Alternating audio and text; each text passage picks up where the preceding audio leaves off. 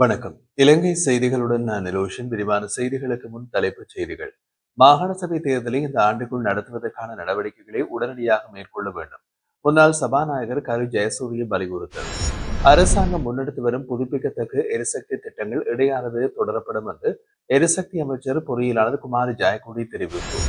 பொதுஜன பெரமுனவில் சமீப காலமாக நாமல் ராஜபக்சவுக்கு ஆதரவு தெரிவித்து வரும் சில சகாக்கள் வெளியிட்ட அறிக்கைகள் கட்சியின் உள்ளகத்தில் கடுமையான விமர்சனங்களுக்கு வழிவகுத்துள்ளதாக தகவல். இதுவரை எதிர்நோக்கியுள்ள அனைத்து சவால்களையும் அச்சமின்றி வெற்றிகரமாக சமாளித்துள்ளதாக பொதுஜன பெரமுனவின் நாடாளுமன்ற உறுப்பினர் நாமல் ராஜபக்ச தெரிவிப்பு. தொடர்வது விரிவான செய்திகள். நாட்டில் மாகாண சபை தேர்தலை இந்த ஆண்டுக்குள் நடத்துவதற்கான நடவடிக்கைகளை உடனடியாக மேற்கொள்ள வேண்டும் என்று சமூக நீதிக்கான தேசிய இயக்கத்தின் தலைவர் மற்றும் முன்னாள் சபாநாயகர் கரு ஜெயசூரிய வலியுறுத்தியுள்ளார். இது தொடர்பாக வெளியிட்ட அறிக்கையில் அவர் கூறியதாவது: நாட்டில் கடந்த 11 ஆண்டுகளாக மாகாண சபை தேர்தல் நடத்தப்படவில்லை. உள்ளூராட்சி சபை தேர்தல் முடிந்த நிலையில் மாகாண சபை தேர்தலையும் விரைவாக நடத்த வேண்டும் என்று அனைத்து அரசியல் கட்சிகளும் வலியுறுத்தி வருகின்றன. தற்போது மாகாண நிர்வாகம் ஆளுநர்கள் கீழ் செயல்படுகின்றது. ஆனால் அந்த அதிகாரம் மக்கள் பிரதிநிதிகள் வசம் இருக்க வேண்டும். குறிப்பாக வடக்கு மற்றும் கிழக்கு மாகாணங்களில் இந்த நிலைமை பெரும் தாக்கத்தை ஏற்படுத்தக்கூடும். மாகாண சபை தேர்தல் குறித்து தேசிய மக்கள் சக்தியின் தேர்தல் விஞ்ஞாபனத்திலும் உறுதியளிக்கப்பட்டுள்ளது. அதற்கான நிதி ஒதுக்கீடும் ஏற்கனவே செய்யப்பட்டுள்ளது. எனவே சிறிய அளவிலான அரசமைப்பு திருத்தம் ஒன்றின் மூலம் தேர்தல் நடத்துவது சாத்தியமானது. அதற்காக அரசாங்கம் தாமதமின்றி நடவடிக்கைகளை எடுத்து மாகாண சபை தேர்தலை இந்த ஆண்டுக்குள் நடத்த வேண்டும் என்று கரு ஜெயசூரிய தெரிவித்துள்ளார். அரசாங்கம் முன்னெடுத்து வரும் புதுப்பிக்கத்தக்க எரிசக்தி திட்டங்கள் இடையறாது தொடரப்படும் என்று எரிசக்தி அமைச்சின் பொறியியலாளர் குமார் ஜெயக்கொடி தெரிவித்துள்ளார். இந்த திட்டங்களால் மக்களுக்கு ஏற்படும் சிக்கல்கள் மனிதாபிமான ரீதியில் பரிசீலிக்கப்படும் என்றும் அவற்றை தீர்க்க தேவையான அனைத்து நடவடிக்கைகளும் எடுக்கப்படும் என்றும் அவர் உறுதியளித்தார். காலியின் கியார பகுதியில் நிர்மாணிக்கப்பட்ட 5 மெகாவாட் திறன் கொண்ட சூரிய மின்சக்தி நிலையத்தை இன்று அவர் திறந்து வைத்தார். அந்த நிகழ்வில் உரையாற்றிய அமைச்சர் மேலும் கூறுகையில், புதுப்பிக்கத்தக்க எரிசக்தி உற்பத்தி என்பது ஒரு தேசிய தேவை. இது தேசிய வளர்ச்சி திட்டத்தின் முக்கிய அங்கமாகும். இதன் முக்கியத்துவத்தை அனைவரும் புரிந்து கொள்ள வேண்டும். இலங்கை மின்சார சபையின் மறுசீரமைப்பு திட்டமும் இதே நோக்கத்துடன் தொடங்கப்பட்டது. நாங்கள் அதை நல்லெண்ணத்துடனும் வெளிப்படையுடனும் மேற்கொண்டோம். ஊழியர்களின் உரிமைகள் மற்றும் சலுகைகள் பாதுகாக்கப்பட்டது. தொழிற்சங்க பிரதிநிதிகளுடனும் ஆலோசனைகள் நடத்தப்பட்டன. நாட்டின் எரிசக்தி துறையின் இலக்குகளை அடைய வேண்டுமானால் மறுசீரமைப்பு திட்டத்தை நடைமுறைப்படுத்துவது அவசியம். எனவே அந்த திட்டத்தை அரசாங்கம் தொடர்ச்சியாக செயல்படுத்தும் என்று அமைச்சர் குமார் ஜெயக்கொடி வலியுறுத்தினார். கைது செய்யப்பட்ட பாதாள உலக குழு தலைவர் கேல்பத்ர பத்மே மற்றும் அவரது குழுவினரிடமிருந்து கைப்பற்றப்பட்ட 31 கையடக்க தொலைபேசிகள் மூலம் விரிவான விசாரணைகள் நடத்தப்படுவதுள்ளதாக பொது பாதுகாப்பு அமைச்சர் மற்றும் நாடாளுமன்ற விவகார அமைச்சர் ஆனந்த விஜயபால தெரிவித்தார். அந்த தொலைபேசிகளில் இருந்து பெறப்படும் தகவல்களின் அடிப்படையில் உண்மைகள் நீதிமன்றத்தில் சமர்ப்பிக்கப்படும் என்றும் அவர் கூறினார். பாதாள உலக கும்பல் உறுப்பினர்களுடன் தொடர்பு கொண்டிருந்த நபர்கள் குறித்து விசாரணையின் போது ஏதேனும் தகவல்கள் வெளிப்பட்டால் அவர்களின் பதவி அல்லது அதிகாரத்தை பொருட்படுத்தாமல் சட்டம் கடுமையாக பயன்படுத்தப்படும் என்றும் அமைச்சர் வலியுறுத்தினார். இதேவேளை இதில் அரசியல்வாதிகள் தொடர்புடையதாக நிரூபிக்கப்பட்டால் எந்தவித பாகுபாடும் இல்லாமல் அவர்களுக்கு சட்டம் சமமாக பொருந்தும் என்றும் அவர் குறிப்பிட்டார். விசாரணையின் போதில் சில அரசியல்வாதிகள் அச்சம் கொள்ளலாம். அது அவர்களுக்கு அந்த குழுவுடன் தொடர்பு இருப்பதற்கான சந்தேகத்தை ஏற்படுத்தும் என்றும் அமைச்சர் கூறினார். மேலும் பாதாள உலகம் மற்றும் போதைப்பொருள் கடத்தலுக்கு எதிரான நடவடிக்கைகளை அரசியல் பழிவாங்கலாக அமையாது என்றும் சட்டத்தை முன் அனைவரும் சமம் என்றும் நாட்டை இவ்விரண்டு ஆபத்துகளில் இருந்து விடுவிக்க காவல்துறை தன்னாட்சி மற்றும் சட்டத்தின்படி செயல்படும் என்றும் அமைச்சர் ஆனந்த் விஜயபால உறுதியளித்தார். பிரபல முன்னாள் ரக்பி வீரர் வசீம் தாஜுதீன் கொலை வழக்கில் முக்கிய முன்னேற்றம் ஒன்று பதிவாகியுள்ளது. வசீம் தாஜுதீன் பயணித்த காரை தொடர்ந்து சென்று ஜீப் ரக வாகனத்தில் கஜா என அழைக்கப்படும் அனுர விதானகமகை பயணித்ததிலிருந்து உறுதிப்படுத்தப்பட்டுள்ளதாக குற்றப்புலனாய்வு திணைக்களம் தெரிவித்துள்ளது. வசீம் தாஜுதீன் கொலை செய்யப்பட்டு 13 ஆண்டுகள் கடந்துள்ள நிலையில் இந்த வழக்கு தொடர்பான விசாரணைகள் இன்னமும் தொடர்கின்றது. இருப்பினும் இதுவரை சம்பவத்திற்கு நேரடியாக பொறுப்பான நபரை தெளிவாக அடையாளம் காண முடியவில்லை. அண்மையில் அருண விதானகமையின் மனைவி சம்பவத்துடன் தொடர்புடைய சிசிடிவி காட்சிகளில் காணப்படும் நபர் தன் கணவர் என்று அடையாளம் காட்டியிருந்தார். இதனைத் தொடர்ந்து சிஐடி அதிகாரிகள் சிசிடிவி காட்சிகளையும் சாட்சியங்களையும் ஒப்பிட்டு விசாரணைகளை மேற்கொண்டார்கள். அந்த விசாரணைகளின் அடிப்படையில் சம்பவத்துடன் தொடர்புடைய படங்களில் உள்ள நபர் கஜா என்ற அனுர விதான கமகி என்பதும் உறுதியாக நிரூபிக்கப்பட்டுள்ளதாக சிஐடி தெரிவித்துள்ளது. இருப்பினும் இந்த உறுதிப்படுத்தலை மேலும் பலப்படுத்துவதற்காக மேலதிக விசாரணைகள் தொடர்ந்தும் நடைபெற்று வருவதாக குற்றப்புலனாய்வு திணைக்களம் அறிவித்துள்ளது. ஸ்ரீலங்கா பொதுஜன முன்னணியின் தேசிய அமைப்பாளர் நாமல் ராஜபக்ச ஜனாதிபதியாகுவதனை யாராலும் தடுக்க இயலாது என்று முன்னாள் நாடாளுமன்ற உறுப்பினர் திஸ்ஸ குட்டியாராய்ச்சி தெரிவித்தார். அனுராதபுரம் மாவட்டத்தில் நடைபெற்ற நிகழ்வு ஒன்றில் உரையாற்றியவர், நாட்டை மீட்ட தலைவர் மஹிந்த ராஜபக்சவின் மகன் நாமல் ராஜபக்ச நமது அடுத்த ஜனாதிபதியாக இருப்பது உறுதி என்று கூறினார். தற்போதைய அரசு பெரியோர்களை மட்டுமின்றி சிறுவர்களையும் ஏமாற்றி வருவதாக குற்றம் சாட்டிய அவர் அதற்கு எதிராக மக்கள் எழுந்து நிற்க வேண்டிய நேரம் வந்துவிட்டதாகவும் தெரிவித்தார். நாட்டை மீண்டும் ஒன்றிணைக்க நாமல் ராஜபக்சவே சரியான தலைவராக இருப்பார் என்றும் அது மஹிந்த ராஜபக்சவுக்கு செய்யப்படும் மிகப்பெரிய மரியாதையாகும் என்றும் திஸ்ஸ குட்டியாராச்சி குறிப்பிட்டார்.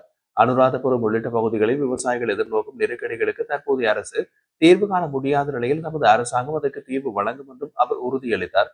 இதேவேளை ராஜபக்ச குடும்பம் மற்றும் பொதுஜன முன்னணி குறித்து சர்ச்சைக்குரிய கருத்துக்களை வெளியிட வேண்டாம் என்று கட்சியினால் திஸ்ஸ குட்டியாராச்சிக்கு முன்னதாக எச்சரிக்கை வழங்கப்பட்டிருந்தமை குறிப்பிடத்தக்கது.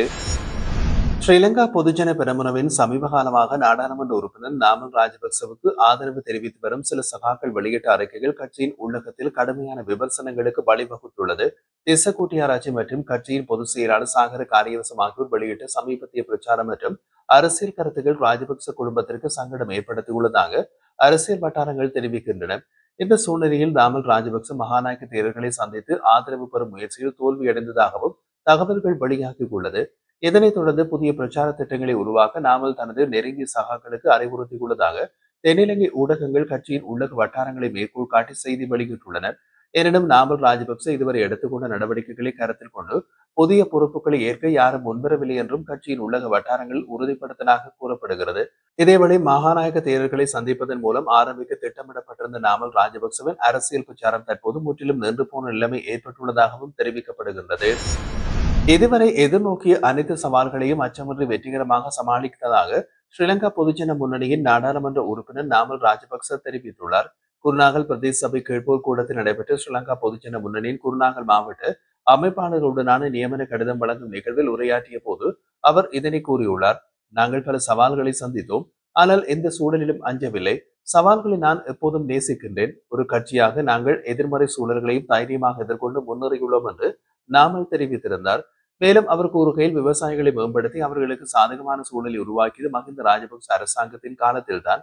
இன்று எங்களை திருடர்கள் என்று குற்றம் சுமத்துகின்றார்கள். ஆனால் நாங்கள் மக்களை வாழக்கூடிய சூழலை ஏற்படுத்துவதற்காகவே வரிகளை குறைத்தோம். மக்களின் வாழ்க்கை செலவு அதிகரித்து வரும் சூழலில் அதை கட்டுப்படுத்த வேண்டுமெனில் வரிச்சுமையை குறைப்பது தீர்வாகும். அதே நேரத்தில் அரசின் வருமானத்தை உயர்த்த வேண்டுமானால் அரசு நிறுவனங்களை லாபகரமாக்கும் வகையில் திறம்பட நிர்வகிக்க வேண்டும் என்றும் நாமல் ராஜபக்ச தெரிவித்தார். மூன்றாம் நிலை பராமரிப்பு வைத்தியசாலை தொடர்ச்சியான கற்றல், புதுமை, சேவை மற்றும் நம்பிக்கையின் உயிருள்ள மையமாக மாறும் என்று சுகாதார மற்றும் பொதுமக்கள் ஊடக அமைச்சர் நலிந்த ஜாதிச தெரிவித்துள்ளார். நாட்டின் சுகாதார முன்னேற்றத்திற்கு அர்ப்பணித்த ஹேமாஸ் நிறுவனம் வெள்ளிக்கிழமை தலவத்துக்குடவில் தனது முழுமையான வசதிகளுடன் கூடிய அதிநவீன மூன்றாம் நிலை மருத்துவமனைக்கான அடிக்கல் நாட்டும் நிகழ்வு சுகாதார மற்றும் பொதுமக்கள் ஊடக அமைச்சர் நலிந்த ஜாதிச தலைமையில் இடம்பெற்றது. இந்த புதிய மருத்துவமனையில் கிட்டத்தட்ட 900 சுகாதார நிபுணர்கள் பணிக்கமர்த்தப்பட இருக்கும் என்றும் 150 நோயாளிகளுக்கான படுக்கை வசதிகள் ஏற்படுத்தப்பட உள்ளதாகவும் திட்டமிடப்பட்டுள்ளது. அதேவேளை நவீன அவசர சிகிச்சை பிரிவுகள், அறுவை சிகிச்சை பிரிவுகள் மற்றும் சிறப்பு மருத்துவமனை மையங்களை அறிமுகப்படுத்துவதே அதன் நோக்கமாகும். அடிக்கல் நாட்டும் விழா சுகாதாரத்தின் எதிர்காலத்திற்கான புதிய அர்த்தம் என்ற கருப்பொருளின் கீழ் நிகழ்வாக அமைக்கப்பட்டது. சுகாதார மற்றும் பொதுமக்கள் ஊடக அமைச்சர் நலிந்த ஜாதிச ஹேமாஸ் நிறுவனத்தின் முதலீடுகள் மிக உயர்ந்த சுகாதார பராமரிப்புக்காகவும் சர்வதேச தரங்களுக்கு ஏற்ப சேவைகளை விரிவுபடுத்தவும் தேசிய சுகாதார அமைப்பை வலுப்படுத்தவும் உதவுகின்றன என்று குறிப்பிட்டார். நாட்டில் முதலீடு செய்ய வணிக சமூகம் வைத்த நம்பிக்கையை இது உறுதிப்படுத்துகிறது என்றும் அவர் கூறினார். இந்த மருத்துவமனையில் இலங்கை முதன்முறையாக ரோபோட்டிக் அறுவை சிகிச்சை அறிமுகப்படுத்தப்படும். அதிநவீன மருத்துவ தொழில்நுட்பம் இருதயவியல், நரம்பியல், இறப்பை, குடல், எலும்பியல் போன்ற பிரிவுகளிலும் சிறப்பு பராமரிப்பு வழங்க திட்டமிடப்பட்டுள்ளது. மேலும் சர்வதேச தரத்திற்கு ஏற்ப நல்வாழ்வு மற்றும் பாதுகாப்பு உறுதி செய்ய அனைத்து வசதிகளும் அமைக்கப்பட உள்ளதாக அவர் தெரிவித்தார். இந்த திட்டம் அரசாங்க கொள்கை மற்றும் தேசிய சுகாதார உத்திகளுக்கு இணங்க உருவாக்கப்பட்டுள்ளது. உயர்தர சுகாதார சேவைகளுக்கு அணுகலை மேம்படுத்துதல், பொது மற்றும் தனியார் ஒருங்கிணைப்பை ஊக்குவித்தல், தொற்று நோய்களை தடுக்கும் மற்றும் சிகிச்சை அளிக்கும் பணிகள், மூன்றாம் நிலை பராமரிப்பு திறன் மேம்பாடு, வேலைவாய்ப்பு, பொருளாதார நிலைத்தன்மை மற்றும் உள்ளூர் மற்றும் சர்வதேச முதலீடுகளை ஊக்குவித்தல் ஆகியவை இதன் முக்கிய நோக்கங்களாக உள்ளன. ஹேமாஸ் வைத்தியசாலையின் நிர்வாக இயக்குநர் டாக்டர் லக்கிட் பீரிஸ் இலங்கையின் முதல் ரோபோட்டிக் அறுவை சிகிச்சை பயிற்சி மையத்தினை நிறுவுவதாகவும் இது அடுத்த தலைமுறை அறுவை சிகிச்சை நிபுணர்களின் திறன்களை மேம்படுத்த உதவுவதாகவும் குறிப்பிட்டார். ஹேமாஸ் குழுமத்தின் சுகாதார பிரிவு தலைவர் முஸ்தாசாத் யூசுப் மாலிக் இந்த திட்டம் புதிய வேலைவாய்ப்புகளை உருவாக்கி நாட்டை வளர்ந்து வரும் பிராந்திய சுகாதார மையமாக நிலைநிறுத்துவதாக தெரிவித்தார்.